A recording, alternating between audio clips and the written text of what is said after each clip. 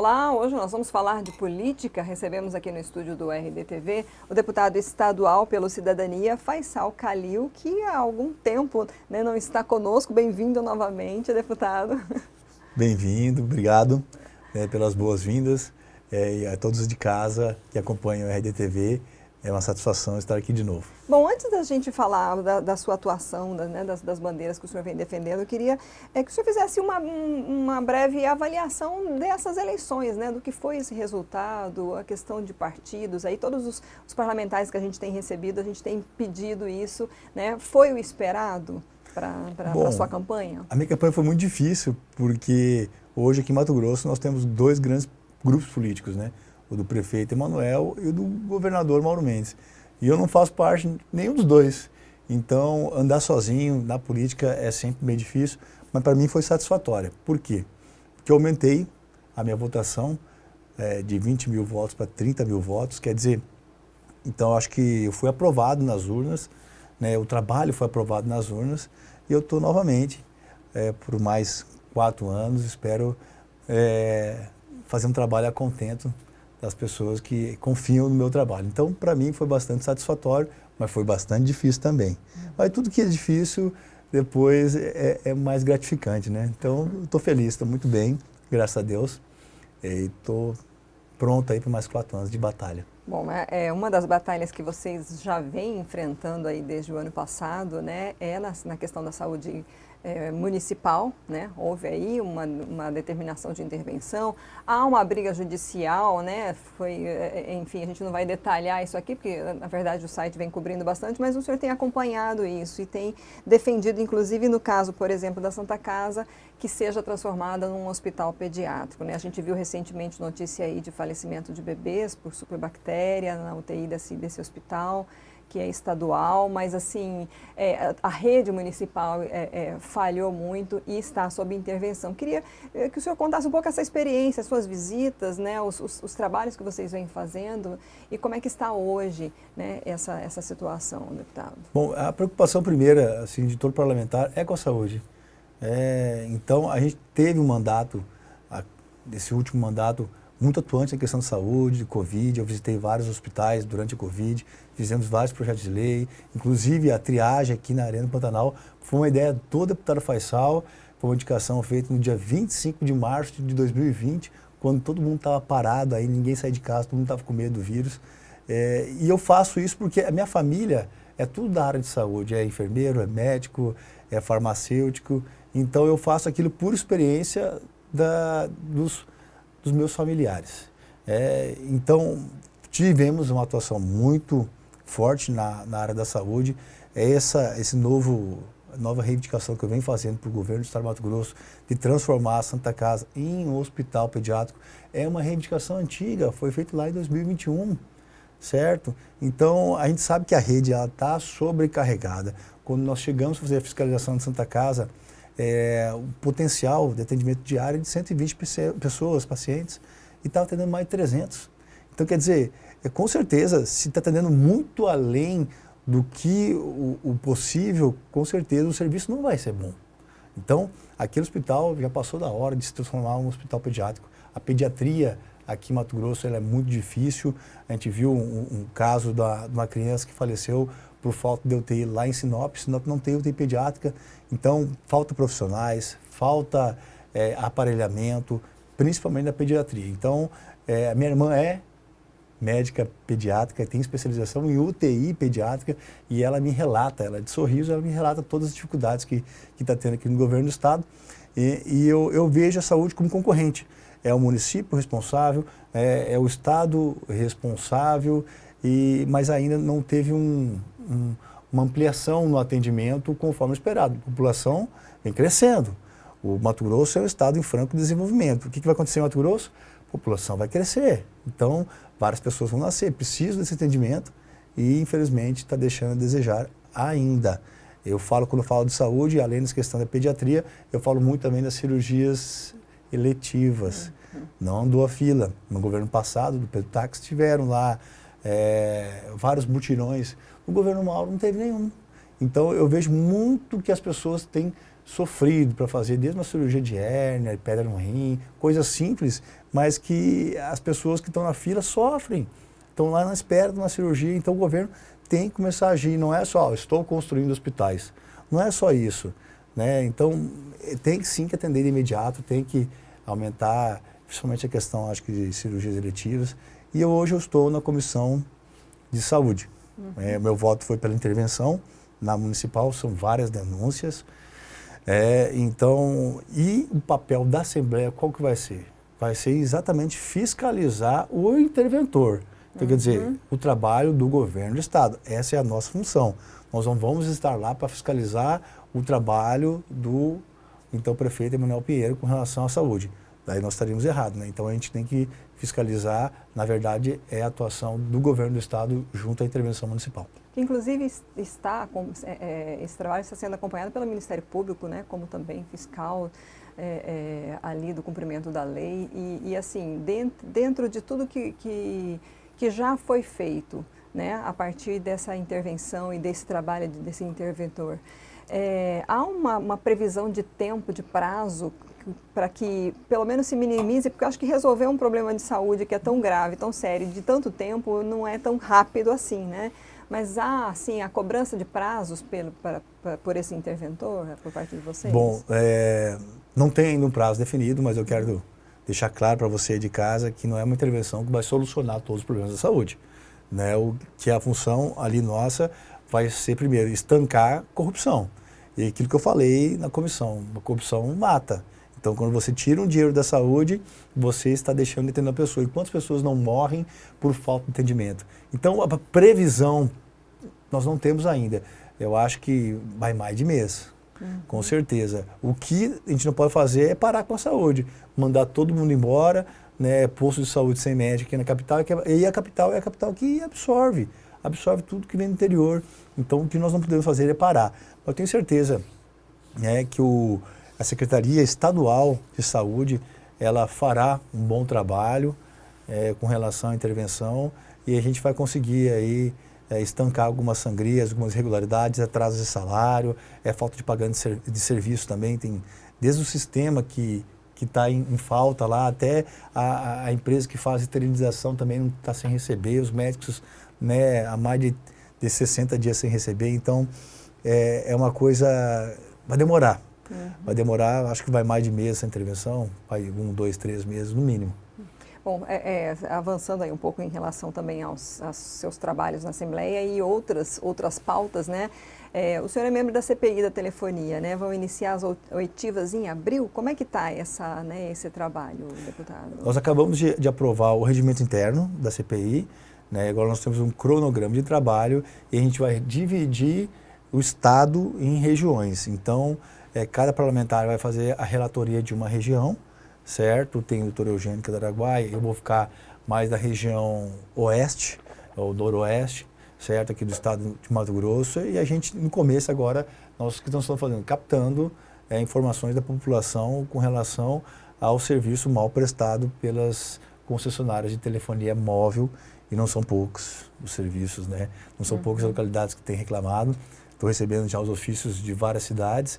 E a questão é que cada polo a gente fazer uma audiência pública, ouvindo a população, depois nós vamos ouvir as operadoras e vamos tentar verificar quais que são os investimentos que têm sido feitos para melhorar o serviço. Que se está deficitário, como tem, às vezes a Vivo está morta, né? Se tem algum problema é porque, claro, os investimentos não estão sendo contentos. Então a gente tem que analisar os contratos de concessão, que é um serviço público federal, a gente tem que deixar bem claro isso aí é a Anatel, a agência reguladora, então vai ser um pouco difícil trabalhar, mas nós vamos fazer esse trabalho assim e a gente quer confrontar o contrato para ver se os investimentos que estão no contrato estão sendo executados na realidade. Se tiverem, com certeza o serviço seria bom. Se tiver alguma falha, é porque alguma coisa está errada. Então é isso que a gente vai procurar. Se tem, né, procurar saber a qualidade do serviço e onde tem falha, e saber o porquê que está falhando, para solucionar.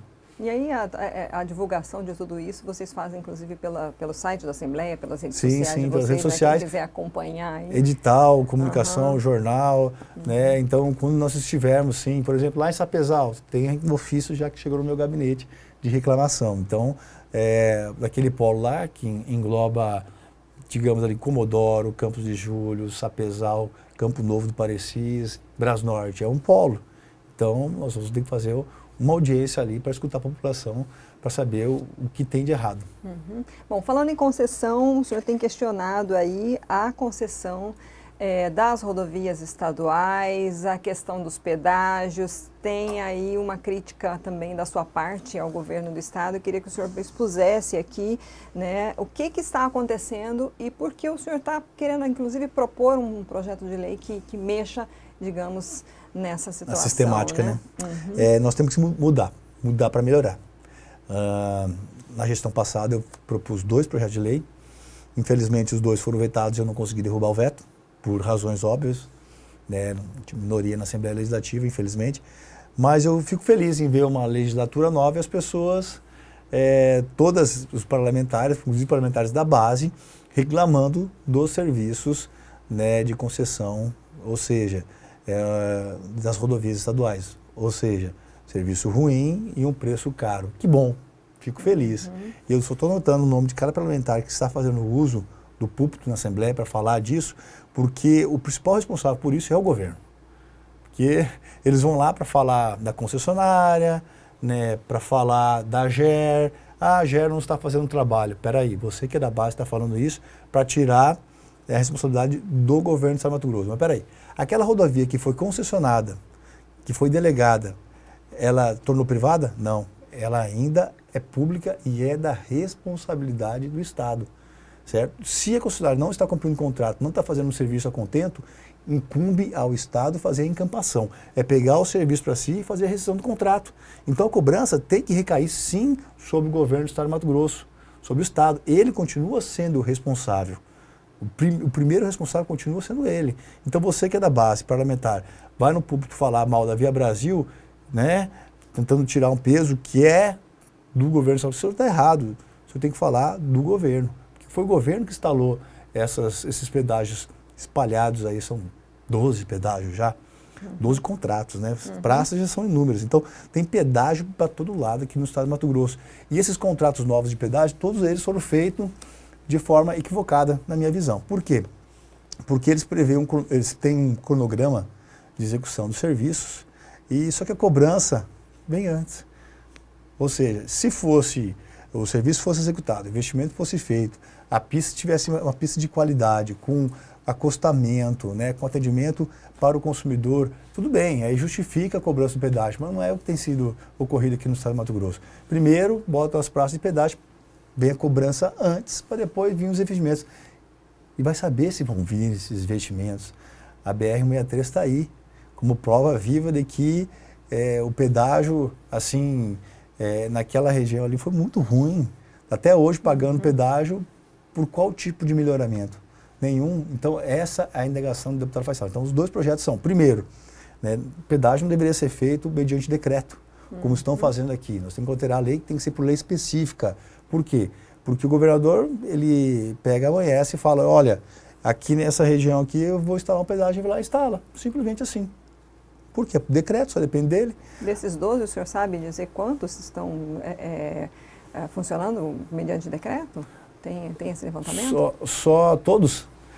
Tem uma lei de concessão que é de 2006, a 8.620, e com base nessa lei que todos estão funcionando mediante decreto, não precisa de lei específica, entendeu?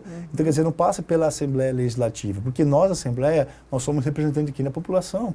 Nós temos que fazer esse contrapeso ao governo do Estado. Então, ele não precisa mais da Assembleia para instituir um pedágio. Então, o primeiro é isso aí, alterar. Tem que ser por lei específica, tem que passar pela Assembleia, porque se a população não concordar, ela vai procurar o seu deputado, e o deputado ele vai votar contrário àquela instituição do pedágio, se ele vê que é ruim, entendeu? Aí o segundo ponto é a questão dos investimentos. Cobrança só depois de vir os investimentos. Essa é a forma correta. Tá? Agora, cobrar para nada, você está pagando por quê? Por nada. A gente, quando anda nessa rodovia e paga o pedágio, de repente você vê tanto de buraco, de falta de acostamento. É a primeira coisa que você pergunta. É revoltante. Para que eu estou pagando esse pedágio? Você já paga IPVA, já paga FETAB, agora você vai pagar mais pedágio, gente. É 3 tributos em cima. Então, não é fácil. Não sou contra o pedágio, mas desde que ele traga um benefício para a população. Do jeito que está e da forma como está sendo instituído o Mato Grosso, eu sou contra. Porque primeiro vem a praça e vem a cobrança para, quem sabe, depois virem os investimentos. Aí está errado. Bom, o senhor iniciou a entrevista falando, né, da sua campanha, né, e a dificuldade que houve justamente por não ser nem da base do governo e nem da base do prefeito, né, e conseguiu aí aumentar em 10 mil seus votos. Hoje o senhor se considera oposição ao governo do Estado? Qual a sua, né, como que o senhor se coloca aí perante, né, um novo governo Mauro Mendes? A relação com o governo está sendo bem branda, bem calma. Não teve nenhum tema dentro da Assembleia Legislativa que traga a revolta ainda. Né? Eu me considero independente. O que for bom, eu voto sim. O que for ruim, eu voto não. Essa semana passada mesmo, nós fizemos nós que eu falo, foi até o deputado Cláudio de Ronaldo Lopes, um ótimo, excelente deputado, que ele se atentou com uma questão do IPVA. O IPVA teve um projeto de lei encaminhado para a Assembleia Legislativa que dava um desconto de IPVA. Excelente, mas lá tinha um artigo que estava instituindo IPVA sobre veículos elétricos, como moto, como patinete, quadriciclo elétrico, entendeu? Bicicleta elétrica. Estava ali escondidinho. Estava escondidinho. Então, se atentamos para isso e nós, né, conseguimos derrubar. Fizemos um substitutivo, o governo aceitou e tudo bem. Então, para isso que serve o parlamentar. Ele tem que estar lá dentro da Assembleia para proteger exatamente a população, o consumidor. Quem que defende o consumidor e a população? Então, a gente tem que fazer esse contrassenso e contrapeso ao governo, para não deixar ele fazer o que quer. Né? Então, o que é ruim, a gente vota não.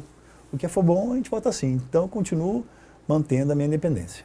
Bom, falando então de fiscalização, uma outra questão é a gente até conversou um pouco antes aqui, para quem está nos acompanhando, Energisa protestando quem não paga a conta de energia elétrica, de luz. Como é que isso daí o senhor constatou agora recentemente? Como é que chegou, né, até o deputado? Consumidores reclamando que quando tem a conta, além da interrupção do serviço, estão protestando agora o consumidor.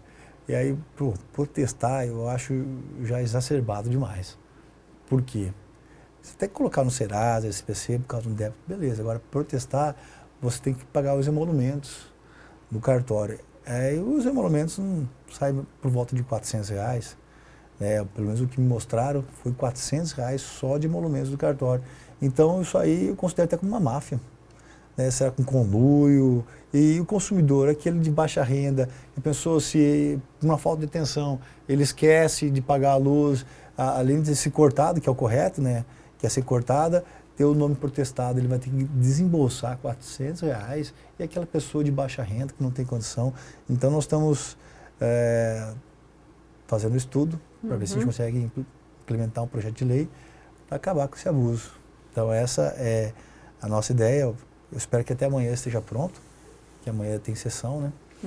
E, enfim, tudo que for da Energisa eu continuo atento ainda.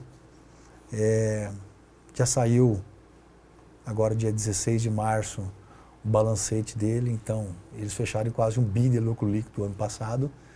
Foi menos que os anos anteriores, porque nós estamos em período de RTP, que tem uma revisão a cada 5 anos do contrato. Então vai ser feita esse ano uma revisão do contrato. Então eles fazem os investimentos maiores que os outros anos. É uma jogada que a Energisa já faz, isso aí a gente já conhece. Eu estou sempre atento. E o que for da Energisa que prejudicar o consumidor e eu poder estar fazendo para acabar com esse tipo de abuso, eu vou fazer. Então, quero deixar bem claro. Agora, dia 8 de abril, tem um reajuste anual. Então, vai aumentar mais um pouquinho a nossa luz aí. Vocês podem esperar de casa. Se segura aí firme. Mas o que tiver ao meu alcance, eu vou fazer. Vou fazer, né, para defender o consumidor sempre. É claro, e a gente precisa acompanhar tudo isso, né, gente? Eu sei que a gente está estendendo um pouco e estamos diversificando os temas, mas eu estou aproveitando a sua presença aqui. Tem um projeto de lei que está em tramitação seu, né? E que é um assunto que a gente já abordou aqui com algumas personalidades, digamos, da área de meio ambiente, né? Já recebemos a secretária de meio ambiente, Maureen Lazzaretti, representante do sindicato, falando da estruturação da SEMA, também o pessoal de ONGs, né, preocupados com questões de desmatamentos, garimpos, enfim. Mas uma das questões relacionadas justamente a esse seu projeto de lei é quanto à fiscalização, né, das pessoas ali, os servidores do meio ambiente que vão a campo fazer essa fiscalização, e o sindicato questiona a possibilidade de eles terem porte de arma ou poderem, né, fazer terem esse poder de polícia e não serem do quadro efetivo, serem comissionados. Eu queria que o senhor explicasse sobre esse projeto aí que está né, assegurando esse porte, o que realmente é essa proposta, o projeto ele não fala em si de porte de arma, certo? O projeto fala em equiparação, então equipara os fiscais da SEMA aos agentes de segurança. Por quê?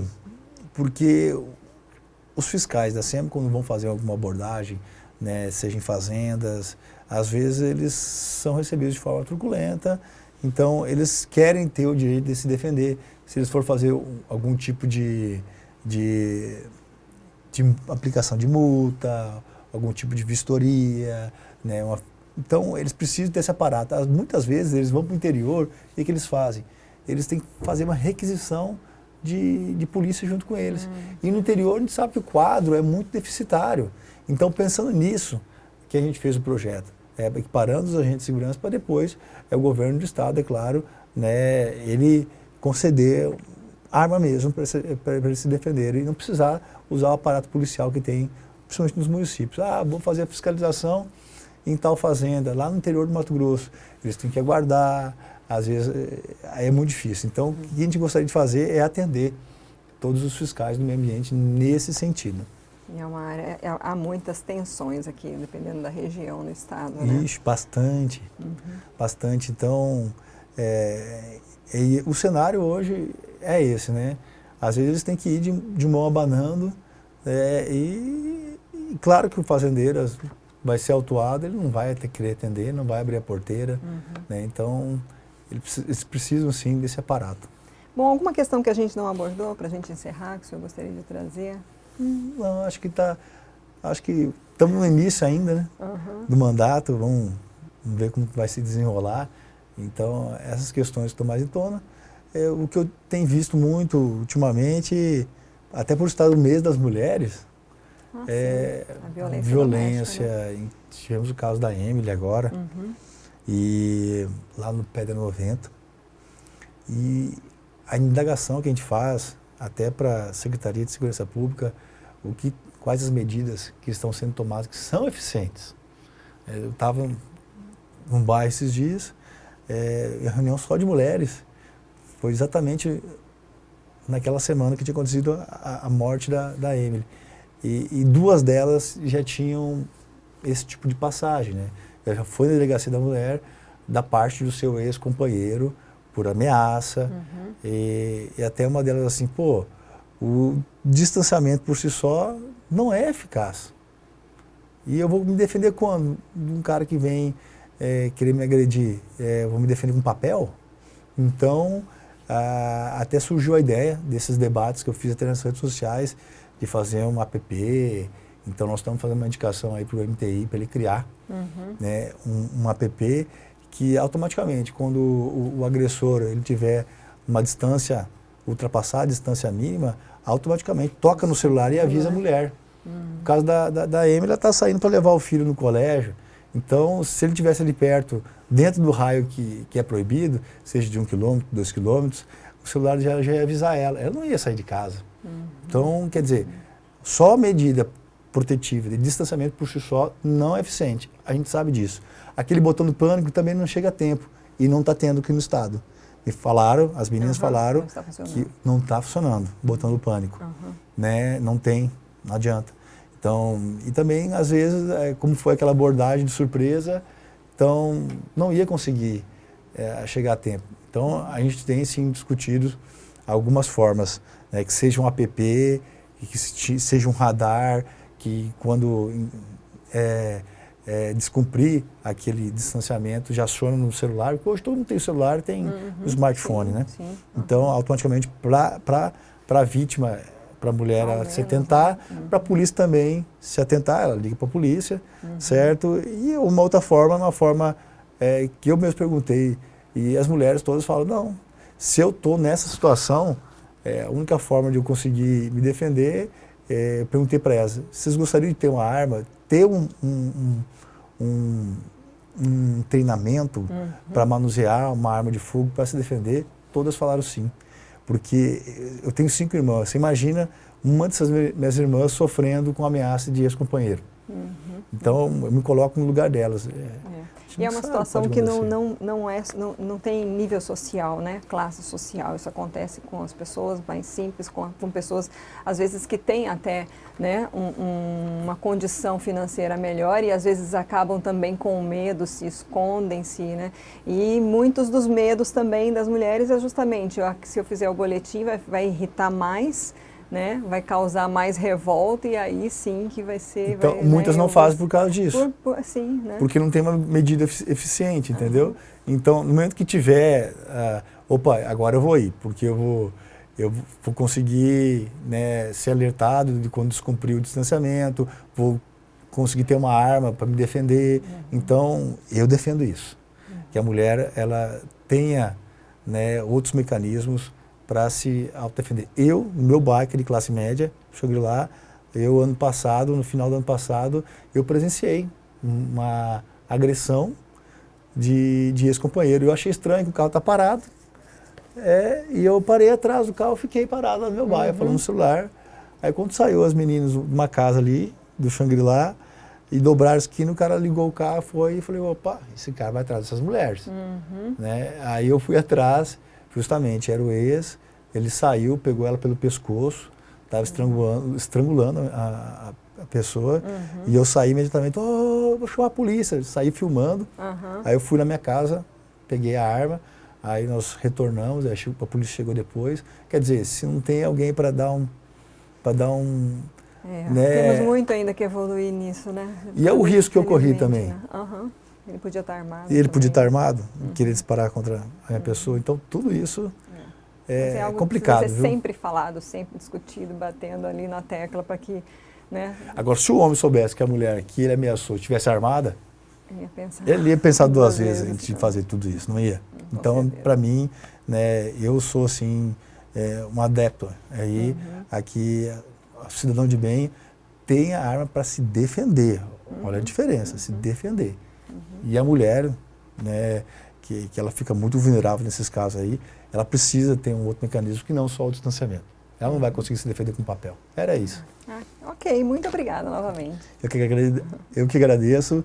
Tenha todos aí um excelente dia. Obrigada. Nós conversamos com o deputado estadual Faisal Khalil, do Cidadania. Essa entrevista fica disponível no nosso canal do YouTube, no site RD News, ali no destaque do RDTV. Curta e compartilhe. Até a próxima.